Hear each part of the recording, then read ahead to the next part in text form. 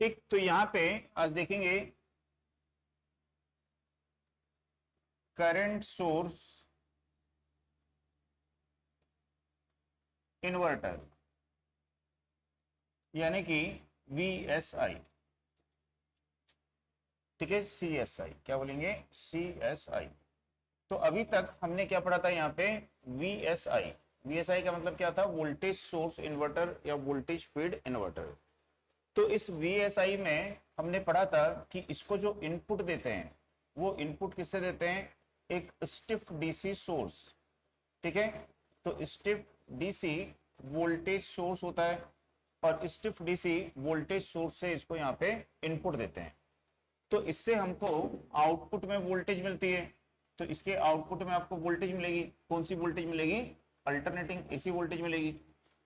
अब ये जो एसी वोल्टेज है, इस एसी वोल्टेज का जो मैग्नीट्यूड होता है वो लोड पर डिपेंड नहीं करता है। ठीक है, लेकिन यहां पे जो लोड करंट होती है, लोड करंट की जो वेव फॉर्म होती है उसका शेप और लोड करंट का मैग्नीट्यूड किस पर डिपेंड करता है, लोड के नेचर पर डिपेंड करता है कि लोड इंपेडेंस का नेचर कैसा है। तो इसकी जो आउटपुट करंट होती है, इस आउटपुट करंट का मैग्नीट्यूड और इसकी जो वेव फॉर्म का शेप है, वेव फॉर्म ट्रायंगुलर होगी या फिर वो साइनोसॉइडल होगी, किस प्रकार की होगी, तो वो किस पर डिपेंड करेगा, लोड के नेचर पर डिपेंड करता है। तो CSI जो होता है, करंट सोर्स इन्वर्टर, इसमें हम क्या करते हैं, जो इसको इनपुट देंगे तो इसके इनपुट में डीसी करंट देंगे और वो डीसी करंट हम किससे देंगे, तो डीसी करंट भी यहां पे क्या करेंगे, एक स्टिफ करंट सोर्स होगा यहाँ पे और उस करंट सोर्स से इसको इनपुट फीड करेंगे। तो इसका जो इनपुट इंपेडेंस होता है वह कैसा होता है, very high.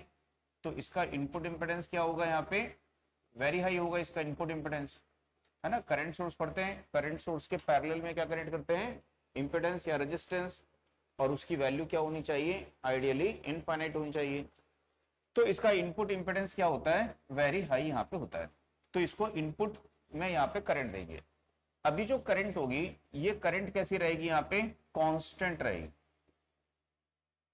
Constant but adjustable होगी। तो करंट जो है वो कांस्टेंट मैग्नीट्यूड की होगी बट एडजस्टेबल होगी, है ना। कि जैसे मान लीजिए करंट अभी यहाँ पे 100 एम्पियर है तो ये 100 एम्पियर कांस्टेंट हो जाएगी। लेकिन आप चाहते हो कि भाई करंट 120 जानी चाहिए, तो 120 हमने चेंज कर दी, एडजस्ट कर दी, अब फिर ये 120 पे कांस्टेंट हो जाएगी। ठीक है, तो कांस्टेंट तो होती है बट उसको हम एडजस्ट वहां पे कर सकते हैं। ठीक, अब इसके आउटपुट में हमको क्या मिलेगी, यहाँ पे करंट। तो इसके आउटपुट में जो करंट आपको मिलेगी, इस करंट का मैग्नीट्यूड क्या रहेगा, कांस्टेंट होगा। ये लोड के नेचर पर डिपेंड नहीं करेगा। ठीक है, तो लोड करंट का मैग्नीट्यूड कैसा रहेगा, यहाँ पे कांस्टेंट होगा। यदि इस करंट को, आउटपुट करंट को हमको चेंज करना है तो उसके लिए हमको इनपुट करंट को चेंज करना पड़ेगा। आउटपुट करंट लोड पे डिपेंड नहीं करेगी, आउटपुट करंट जिस पे डिपेंड करेगी, इनपुट करंट पे। इनपुट करंट को इंक्रीज करोगे, output current increase, input current को डिक्रीज करेंगे, आउटपुट करंट डिक्रीज हो जाएगी। दूसरा, यहाँ पे जो आउटपुट करंट है, इस करंट की वेव फॉर्म का शेप लोड के नेचर पर डिपेंड नहीं करेगा। लेकिन आउटपुट में जो वोल्टेज मिलेगी, इस वोल्टेज की वेव फॉर्म का शेप और इस वोल्टेज का जो मैग्नीट्यूड है वो किस पर डिपेंड करेगा, नेचर ऑफ लोड इंपेडेंस पर डिपेंड करेगा कि लोड इंपेडेंस का नेचर कैसा है। ठीक, तो दोनों एक दूसरे के अपोजिट है। आगे बात सुनिए।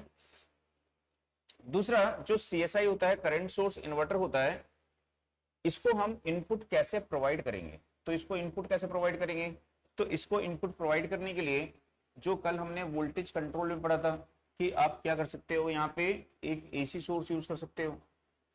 इस AC सोर्स के बाद में क्या लगा सकते हो, कंट्रोल रेक्टिफायर लगा सकते हो, और कंट्रोल रेक्टिफायर के द्वारा आप इसको क्या सकते हो, वेरिएबल इनपुट दे सकते हो यहाँ पे।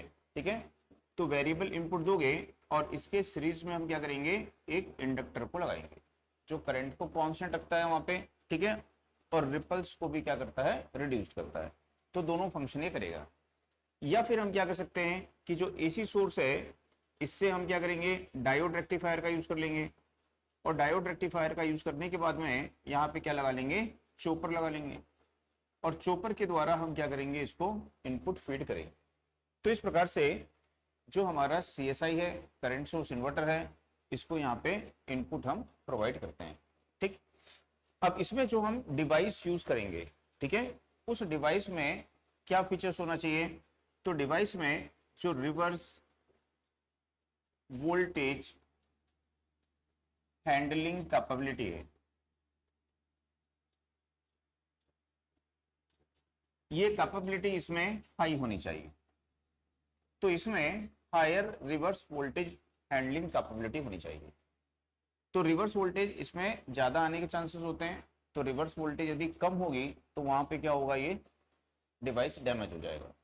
तो यहाँ पे GTO का यूज नहीं करेंगे, क्योंकि GTO में हमने पढ़ा था इसकी रिवर्स ब्लॉकिंग कैपेबिलिटी क्या होती है, लो होती है। ठीक है, तो इसका यूज नहीं कर सकते हैं। जो पावर BJT है इसका यूज नहीं करेंगे। जो हमारा मॉसफेट है, पावर मॉसफेट है, इसका यूज नहीं करेंगे। तो इसमें हम किसका यूज करेंगे, तो इसमें हम थायरिस्टर का यूज करेंगे। ठीक, दूसरा इसका यूज कहाँ करते हैं CSI का, तो CSI का यूज कहाँ पे कर सकते हो, इंडक्शन मोटर की स्पीड कंट्रोल के लिए इसका यूज कर सकते हो। ठीक है, तो इंडक्शन मोटर की स्पीड कंट्रोल में आप CSI को यूज कर सकते हो। इसके अलावा जो लैगिंग VAR कंपनसेशन है उसमें यूज कर सकते हो, इंडक्शन हीटिंग में यूज कर सकते हो। तो इन सब जगहों पे हम इसका यूज कर सकते हैं। इतना समझ में आया। तो पहले इसमें नोट करिए, फिर इसका कंस्ट्रक्शन देखते हैं।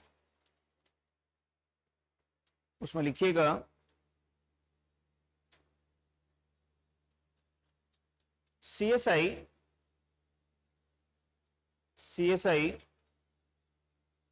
को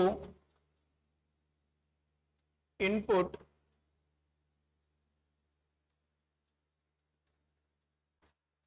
DC करंट अप्लाई करने के लिए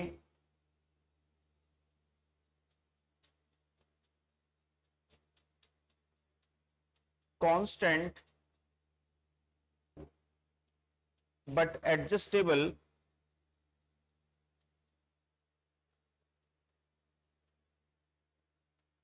करंट सोर्स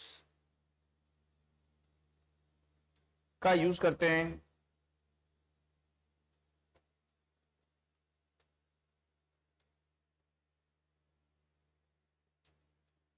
जैसे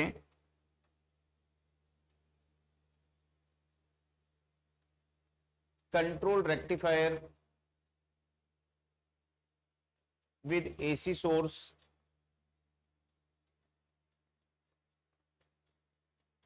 या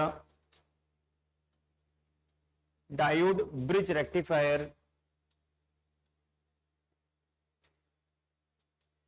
with chopper, diode bridge rectifier with chopper.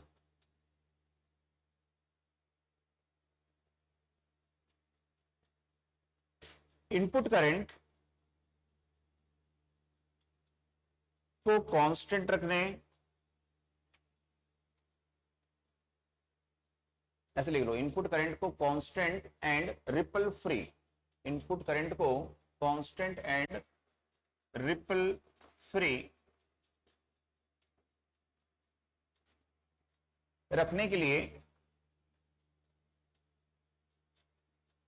Series inductor को कनेक्ट करते हैं, सीरीज इंडक्टर को कनेक्ट करते हैं।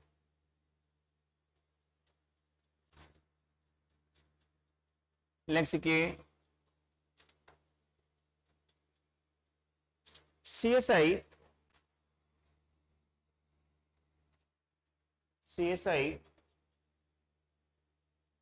की output current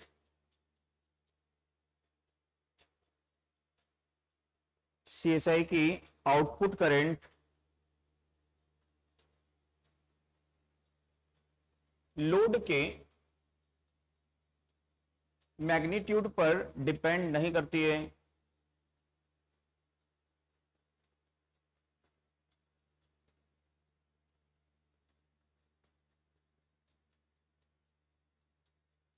input current vary करने पर ही, इनपुट करंट वैरी करने पर ही आउटपुट करंट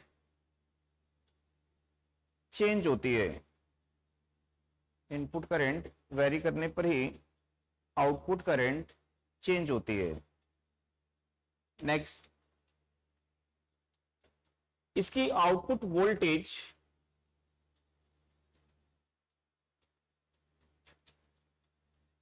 इसकी आउटपुट वोल्टेज की वेव फॉर्म का शेप, इसकी आउटपुट वोल्टेज की वेव फॉर्म का शेप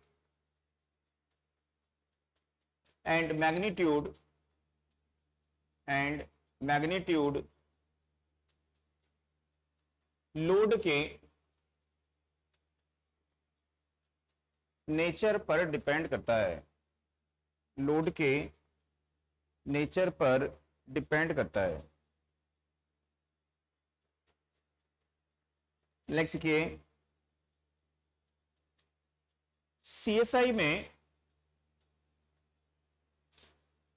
फीडबैक डायोड का यूज नहीं करते हैं, है ना, वीएसआई में यूज करते थे, इसमें नहीं करते हैं।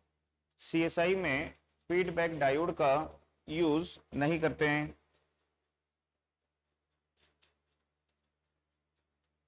इसका कम्यूटेशन सर्किट सिंपल होता है, इसका कम्यूटेशन सर्किट सिंपल होता है। इसमें ओनली कैपेसिटर का यूज करते हैं,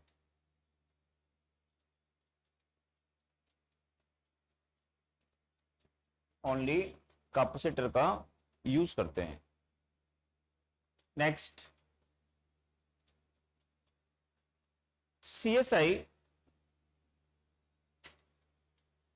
सीएसआई में यूज किए जाने वाले सीएसआई में यूज किए जाने वाले semiconductor device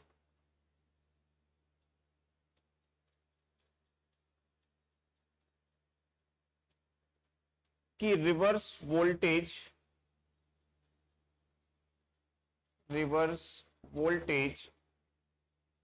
handling capability, reverse voltage handling capability high होनी चाहिए, reverse voltage handling capability high होनी चाहिए। इसलिए इसमें जीटीओ, इसलिए इसमें जीटीओ, पावर बीजेटी, मॉसफेट आदि का यूज नहीं करते हैं, आदि का यूज नहीं करते हैं।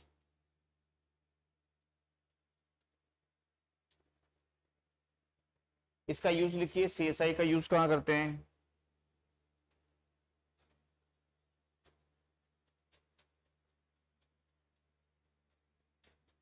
उसमें लिखिए, यूज में स्पीड कंट्रोल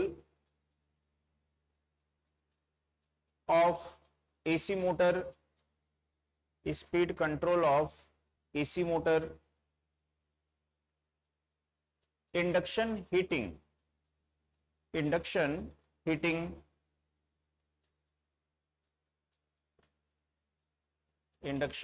हीटिंग,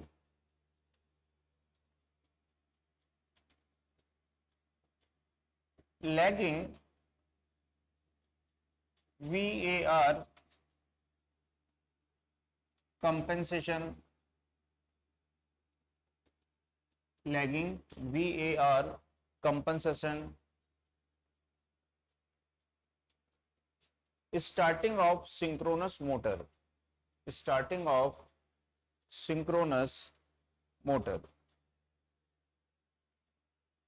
तो इन सब में इसका यूज करते हैं सीएसआई का।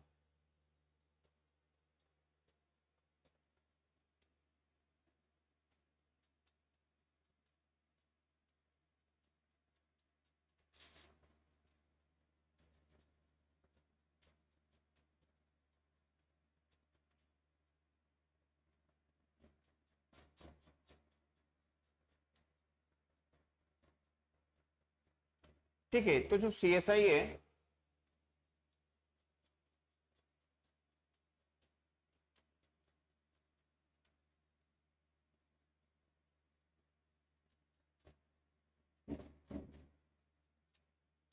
तो इसमें यहाँ पे फीडबैक डायोड का यूज नहीं करेंगे, ओनली थरिस्टर्स रहेंगे यहाँ पे।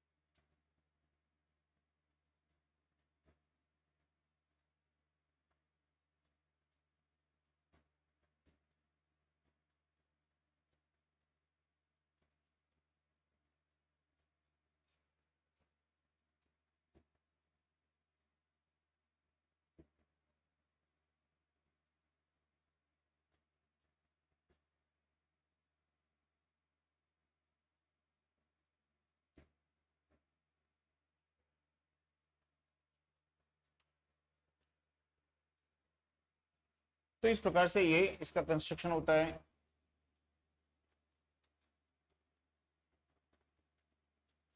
तो ये इसमें इनपुट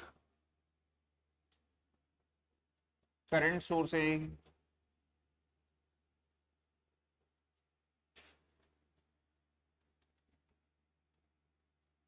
ये यहाँ पे CSI है यानी कि इन्वर्टर है ये, और ये सेक्शन जो है लोड यहाँ पे।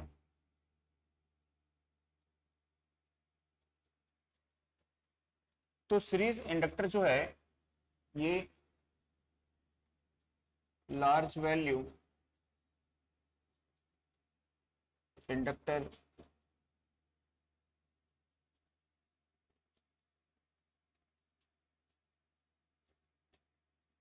to reduced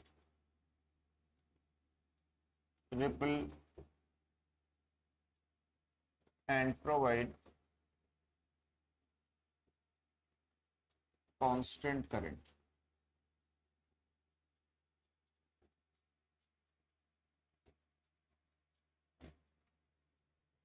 यहाँ पे इसके इनपुट में इनपुट DC सोर्स है ये,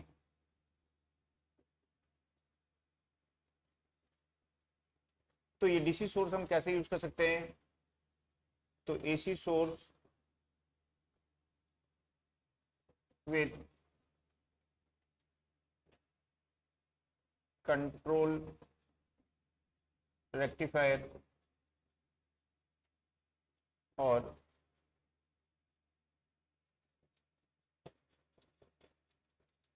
ब्रिज डायोड रेक्टिफायर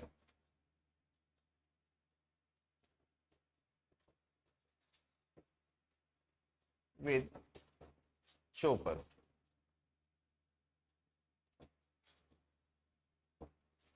तो इसको यहां पे हम यूज कर सकते हैं। तो इसमें देखेंगे कि यदि ये इसकी इनपुट करंट है,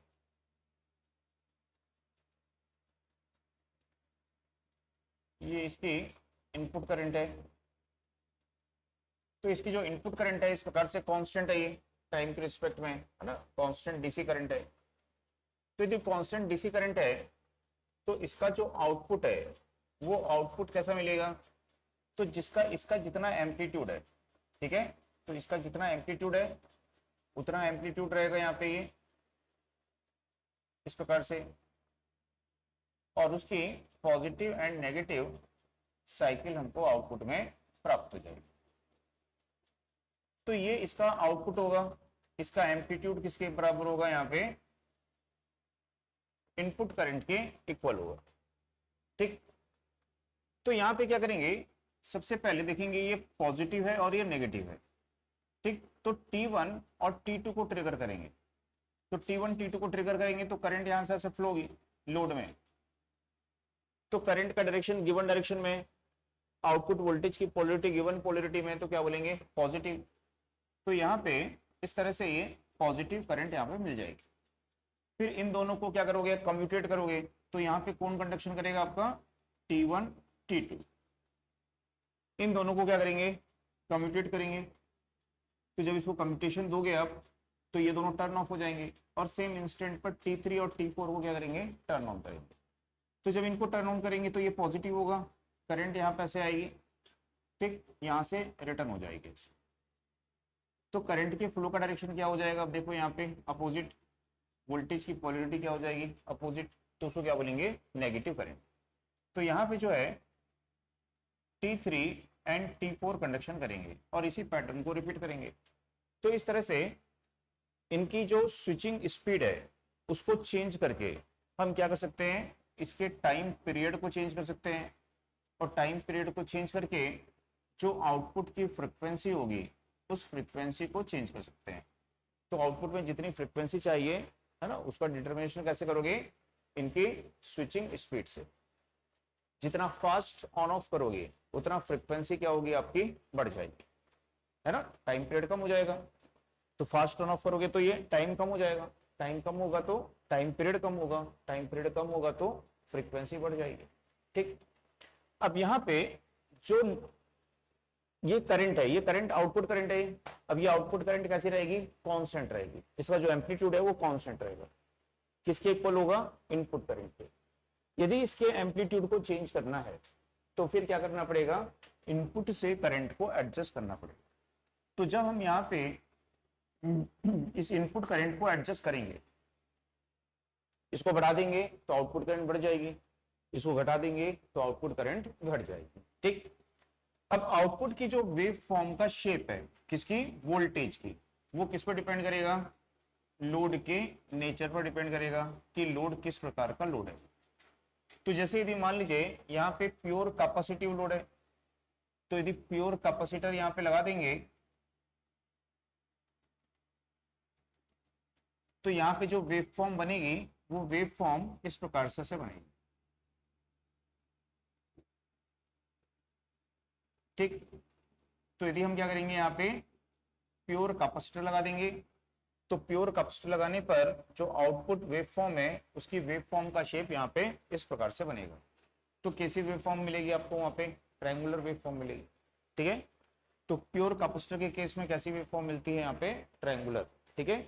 स्क्वायर वेव का पढ़े थे ना, स्क्वायर वेव का यदि हम वो पढ़े थे इंटीग्रेटर और डिफरेंशिएटर, तो स्क्वायर वेव को यदि इंटीग्रेट करोगे तो क्या बनेगा उसका ट्रायंगुलर वेव बनेगी वहां पे, है ना। तो स्क्वायर वेव का जो इंटीग्रेशन होता है वो क्या बन जाता है वहां पे ट्रायंगुलर वेव फॉर्म बनती है।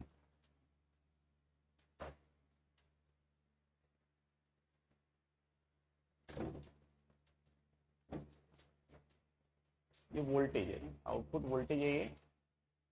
तो आउटपुट वोल्टेज का मैग्नीट्यूड और वेव फॉर्म का शेप किस पर डिपेंड करेगा, लोड के इंपेडेंस के नेचर पर डिपेंड करेगा। इसको नोट कर लीजिए।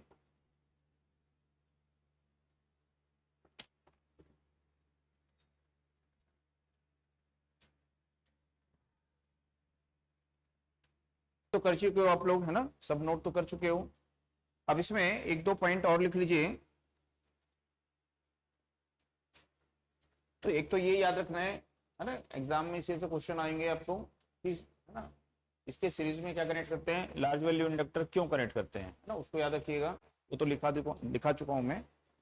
उसके बाद में इसमें लिखिएगा कैपेसिटिव लोड की कंडीशन में output voltage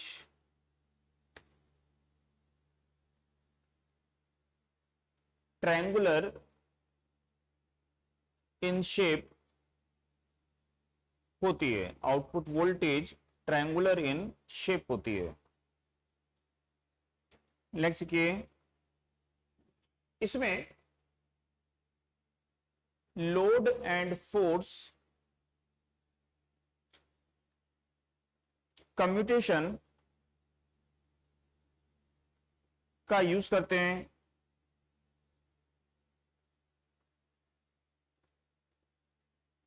leading power factor के लिए load commutation, leading power factor load लिखना, लीडिंग पावर फैक्टर लोड के लिए, लीडिंग पावर फैक्टर लोड के लिए लोड कम्यूटेशन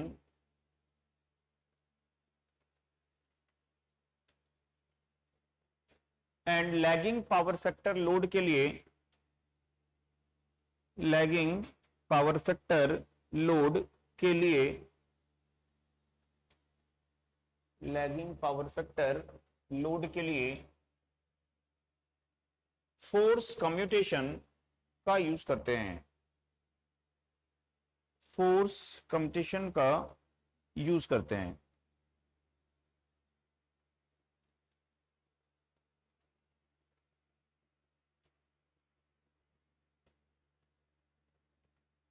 ठीक, इसके बाद में यहां पे देखते हैं सीरीज इन्वर्टर।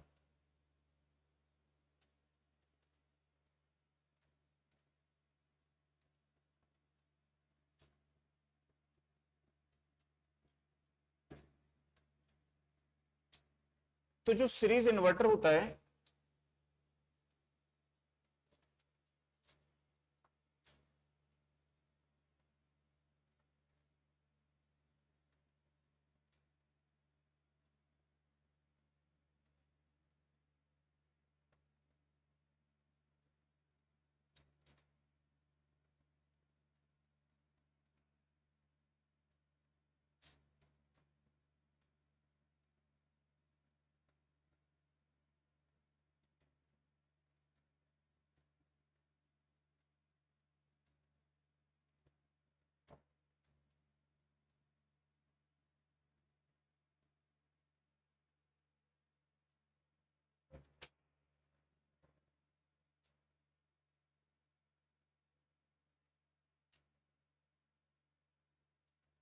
तो इसमें इस प्रकार से कनेक्शन करेंगे,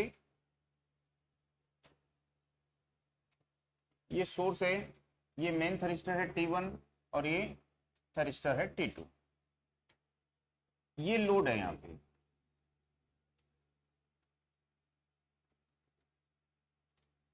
तो ये है यहां पे लोड रेजिस्टेंस।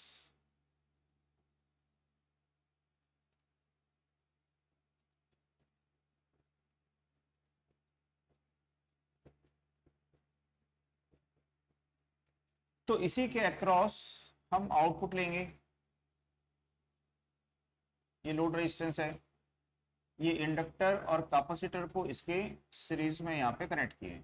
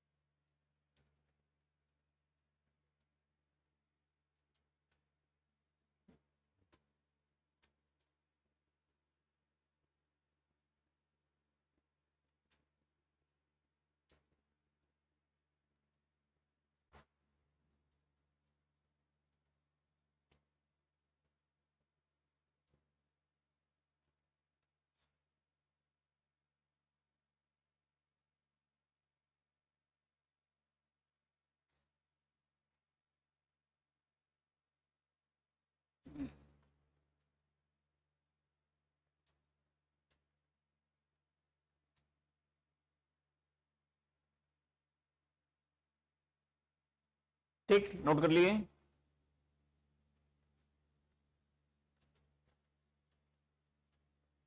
तो अब इसमें यहां पे देखते हैं सीरीज इन्वर्टर में कि ये दो थरिस्टर्स है यहां पे और ये हमारा लोड है। तो इस लोड के लिए हमको जो है वोल्टेज है, करंट है, इसमें यहाँ पे फ्लो करनी है, यानी इसको हमको ऑपरेट कराना है।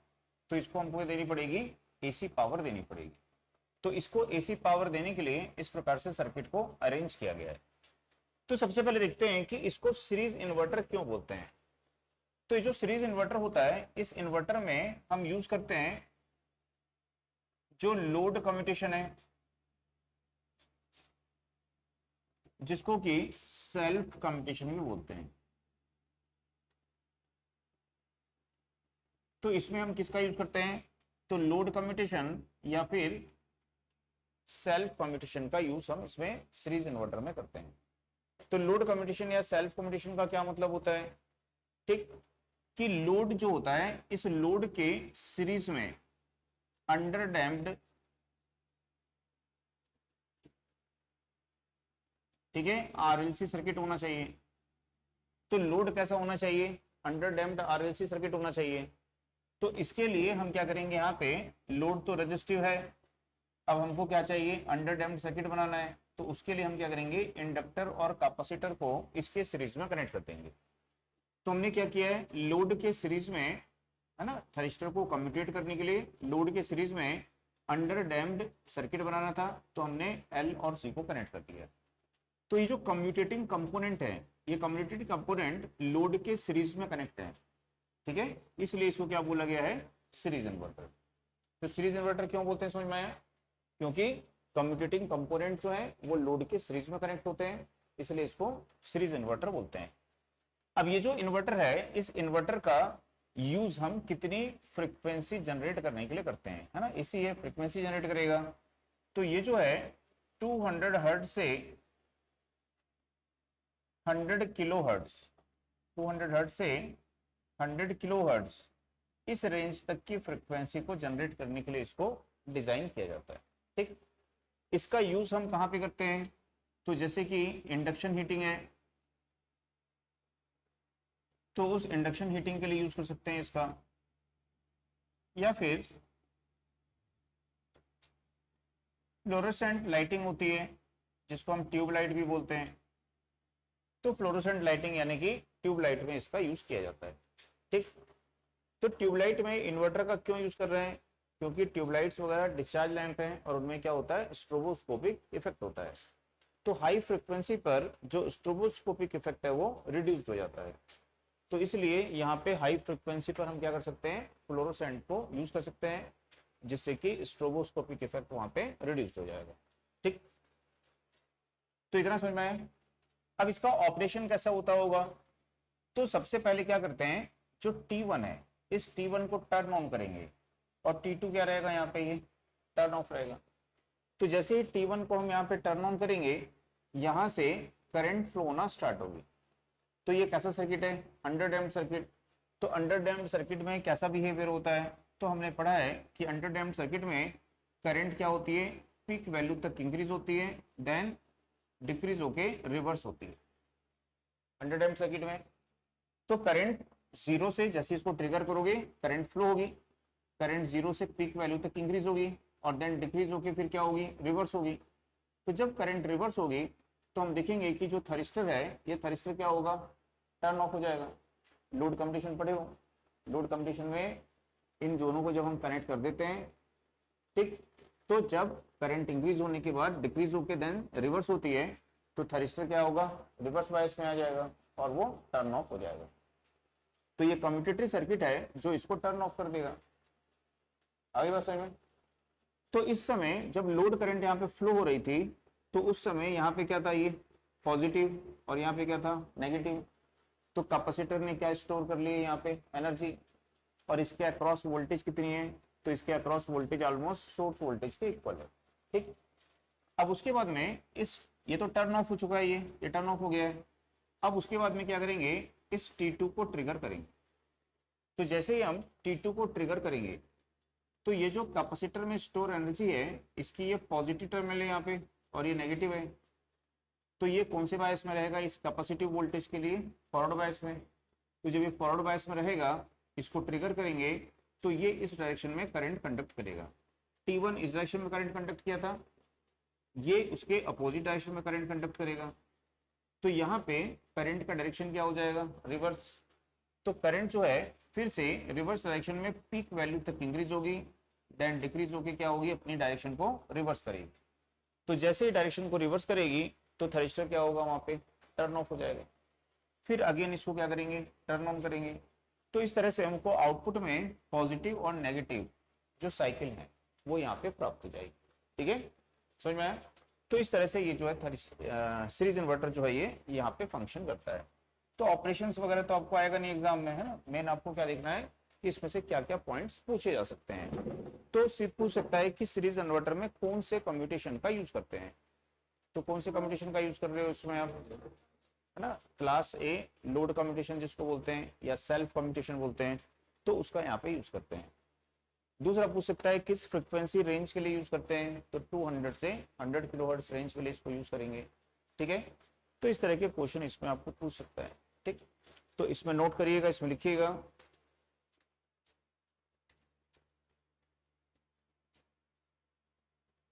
इस इन्वर्टर में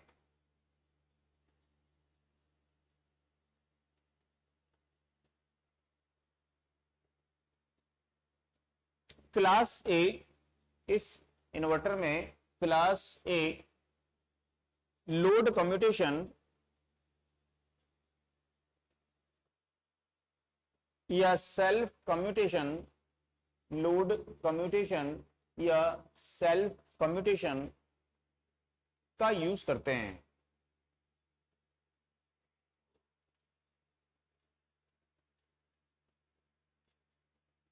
इसमें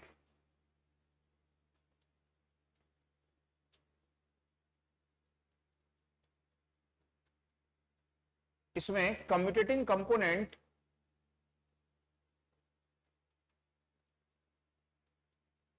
इंडक्टर एंड कैपेसिटर, इसमें commutating component inductor and capacitor को लोड के सीरीज में, commutating component inductor and capacitor को लोड के सीरीज में कनेक्ट करते हैं। इसलिए इसे सीरीज इन्वर्टर कहते हैं। इसलिए इसे सीरीज इन्वर्टर कहते हैं।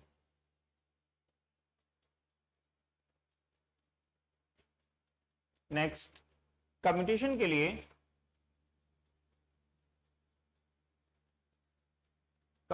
लिए आरएलसी अंडरडैम्प्ड सर्किट, कम्यूटेशन के लिए आरएलसी अंडरडैम्प्ड सर्किट का यूज करते हैं। आरएलसी अंडरडैम्प्ड सर्किट का यूज करते हैं। नेक्स्ट, इसका यूज 200 हर्ट्ज से 100 हर्ट्ज 100 किलो हर्ट्ज, इसका यूज 200 हर्ट्ज से 100 किलो हर्ट्ज तक की फ्रीक्वेंसी जनरेट करने के लिए करते हैं।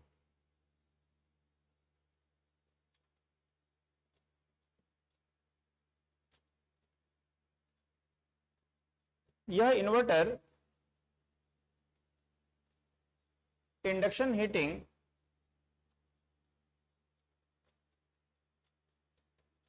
एंड फ्लोरोसेंट लाइटिंग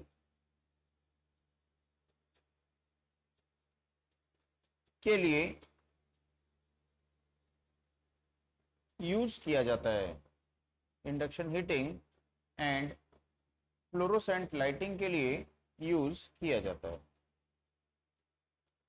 तो इसका जो यूज है induction heating and fluorescent lighting के लिए करते हैं। ठीक, तो इसका याद रखिए। इसमें इसके बाद में होता है पैरेलल इन्वर्टर।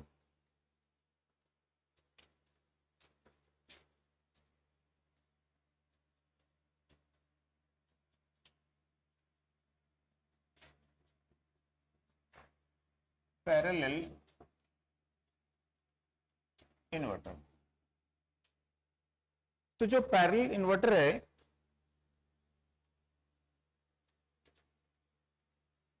इसका डायग्राम देखेंगे इस प्रकार से।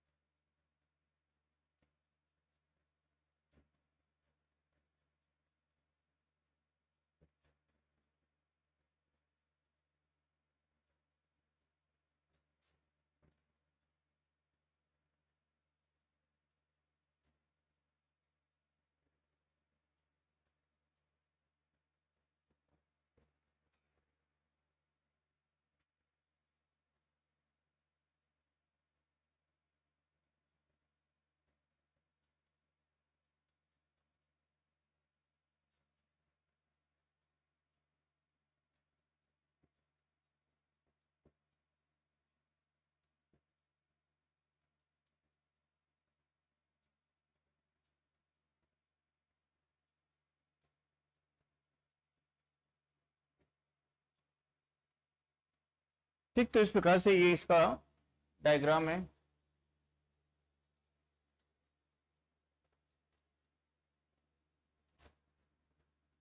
तो इसको नोट कर लो।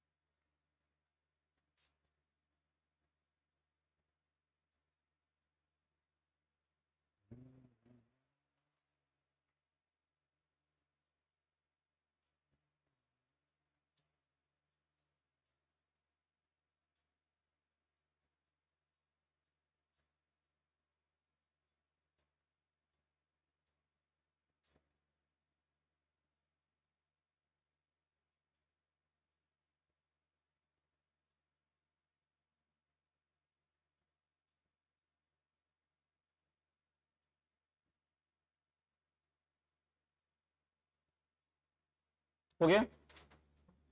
तो अब इसमें देखते हैं यहाँ पे कि जो पैरेलल इन्वर्टर है, इस पैरेलल इन्वर्टर में इसको पैरेलल इन्वर्टर क्यों बोलते हैं। ठीक है, तो यहाँ पे कम्यूटेशन के लिए हमने किसका यूज किया हुआ है, इस कैपेसिटर का। तो हमने जो कम्यूटेशन पढ़ा था उसमें एक पढ़ा था क्लास सी कम्यूटेशन। तो क्लास सी जो कम्यूटेशन था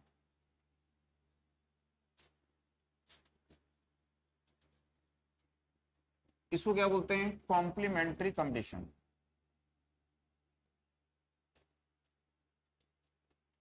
तो इस कॉम्प्लीमेंट्री क्लास सी कम्यूटेशन का यूज इस इन्वर्टर में यहाँ पे करते हैं। तो कॉम्प्लीमेंट्री क्लास सी कंप्यूटर में कंपटीशन में हमने क्या पढ़ा था कि 2 थरिस्टर्स का यूज करते हैं और उसके साथ में एक कैपेसिटर का यूज करते हैं। ठीक, तो यदि एक थरिस्टर को टर्न ऑन करते हैं तो दूसरा थरिस्टर क्या होता है, वहां पे टर्न ऑफ हो जाता है।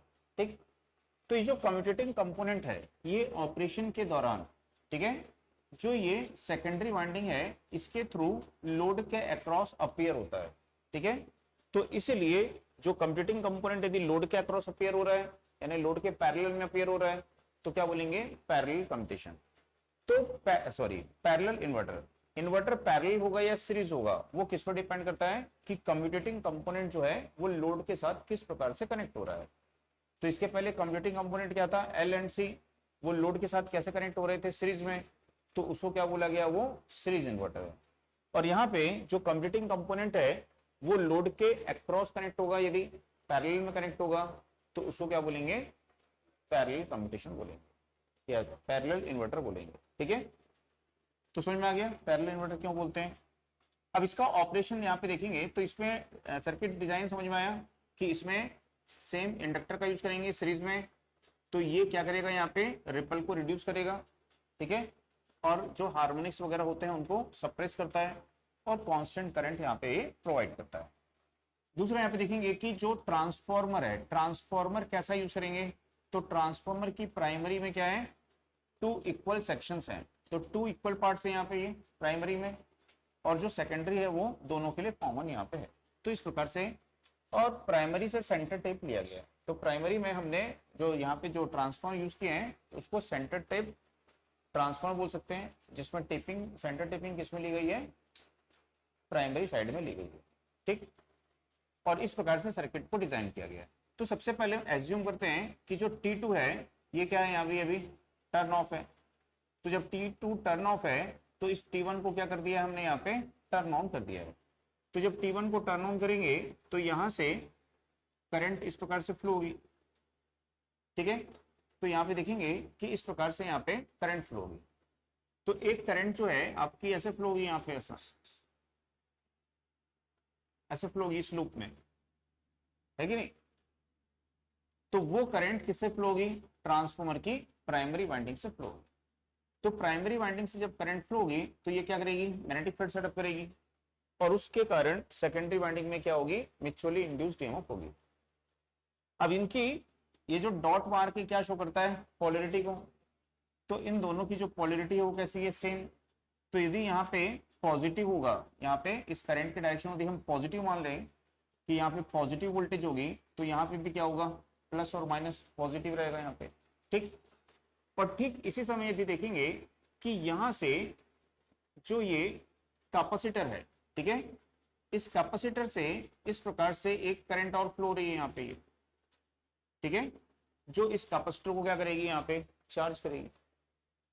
तो समझ में आया। तो एक करंट जो है वो इस कैपेसिटर से यहाँ पे इस प्रकार से ऐसे फ्लो होगी, जो इस कैपेसिटर को क्या करेगी, यहाँ पे चार्ज करेगी। तो दो करंट हो गई, एक कैपेसिटर की चार्जिंग करंट हो गई और दूसरा लोड करंट। तो कैपेसिटर की चार्जिंग करंट यहाँ पे इस प्रकार से ऐसा फ्लो होगी, अपने सर्किट को कंप्लीट करेगी, और लोड करंट जो है वो लोड करंट इस प्रकार से यहाँ पे फ्लो होगी। तो कैपेसिटिव करंट के कारण जो कैपेसिटर है इसकी ये वाली प्लेट पॉजिटिव, बिकॉज पॉजिटिव से कनेक्ट है, ये प्लेट नेगेटिव चार्ज हो जाएगी, और इसके अक्रॉस वोल्टेज यहाँ पे होगी VC, ठीक। अब जैसे ही हम क्या करेंगे, इस T2 को टर्न ऑन करेंगे, तो इस T2 को हमने टर्न ऑन कर दिया, टर्न ऑन कर दिया मतलब आपने इसको क्या कर दिया, क्लोज स्विच कर दिया।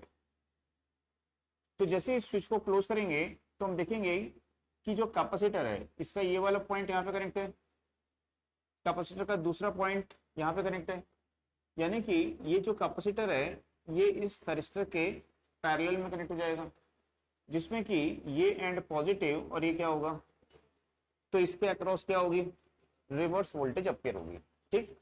और जब ये टर्न ऑन हो चुका है तो जो अब लोड करंट है वो लोड करंट यहाँ से फ्लो होगी, लोड करंट ऐसे फ्लो होगी। तो लोड करंट यहाँ शिफ्ट हो जाती है, जैसे ये टर्न ऑन होता है लोड करंट यहाँ शिफ्ट हो जाती है यहाँ पे, ठीक। तो जब लोड करंट यहाँ शिफ्ट होगी तो ये पॉजिटिव हो जाएगा, है ना। यहाँ से देखो कैसे एंटर कर रही है, यहाँ से एंटर कर रही है ऐसे, तो ये पॉजिटिव हो जाएगा और ये क्या होगा, नेगेटिव हो जाएगा। तो आउटपुट वोल्टेज की पोलैरिटी क्या हो जाएगी, रिवर्स हो जाएगी। तो यदि आउटपुट में पहले पॉजिटिव साइकिल थी तो अब नेगेटिव साइकिल मिलने लगेगी, ठीक।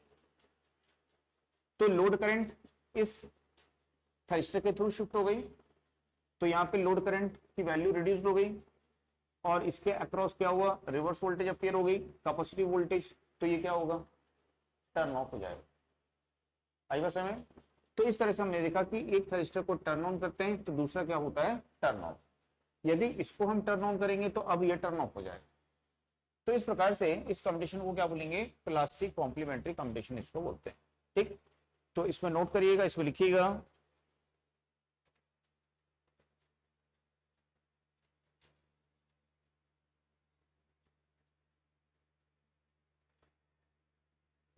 इस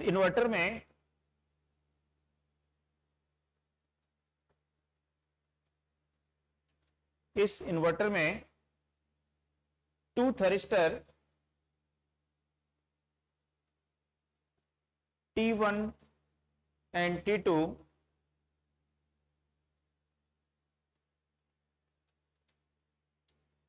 one inductor, one series inductor, ऐसे लिख लो, one series inductor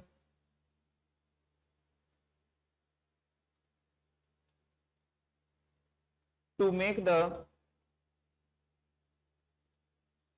source current constant, to make the source current constant। तो इंडक्टर का यूज क्या के लिए कर रहे हैं, सोर्स करंट को कांस्टेंट रखेगा।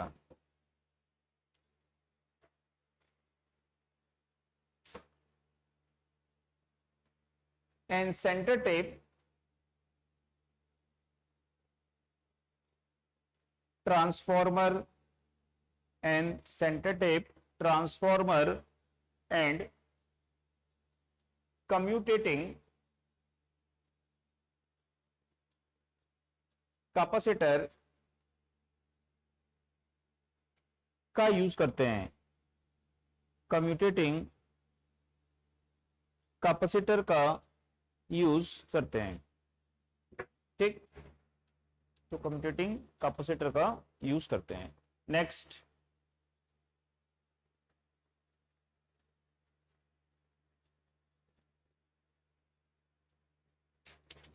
इस इन्वर्टर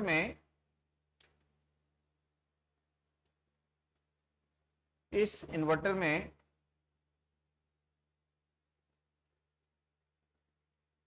वर्किंग के दौरान या ऑपरेशन के दौरान कम्यूटेटिंग कैपेसिटर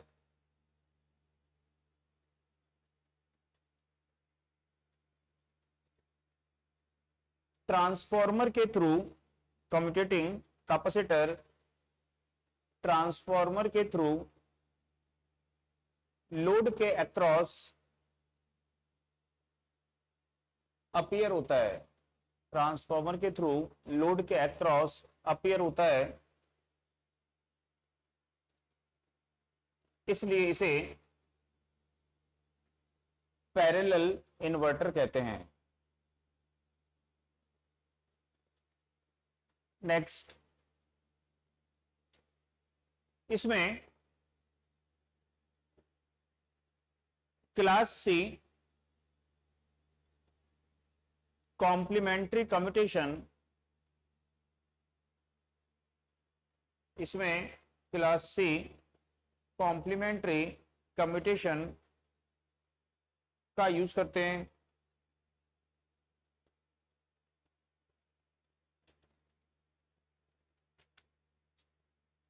इसमें एक थरिस्टर को टर्न ऑन करने पर, एक थरिस्टर को टर्न ऑफ करने पर लोड करंट शिफ्ट होती है,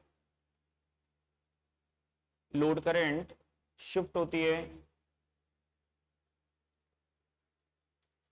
और conducting थरिस्टर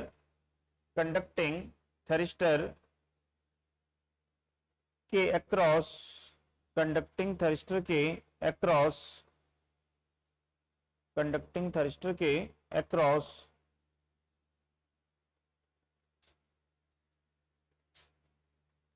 capacitor reverse voltage apply करता है, कैपेसिटर रिवर्स वोल्टेज अप्लाई करता है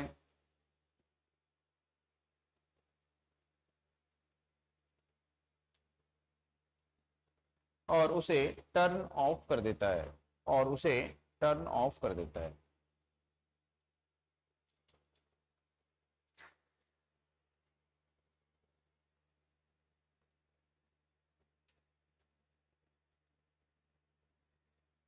ठीक। तो ये हो गया अपना इन्वर्टर कंप्लीट, है ना। अब इसके बाद में नेक्स्ट टॉपिक देखते हैं।